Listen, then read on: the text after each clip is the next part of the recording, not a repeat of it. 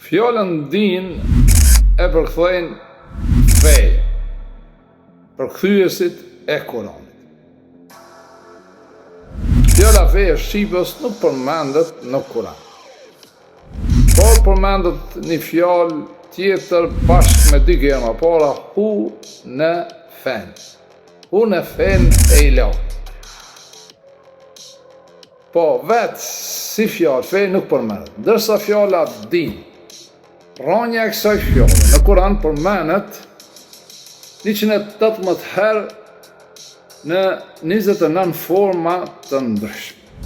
Dhe për qef të Molla Shelçetit, asnjëherë kjo fjallë nuk ka ardhur në shumës që të argumentohet pozicioni norma e tij që mundohet ta imponoj.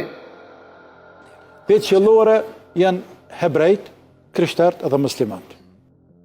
Feja krishtere, feja hebreje, por ajo quhet fe qifute sot dhe jo hebreje, dhe feja islam. Pra, nuk ka fjalë adjan në Kuran.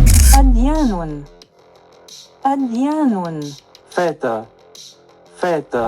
Shumës, për shkak se cili lind në ligjin e tij, në borxhin e tij, Maliki Yawmiddin, den është, po ne lexojmë din. Pra, të gjithë jemi borxhli që ke marrë amanet me dal, ku kem pas qef me dal. Dhe kush e mohon daljen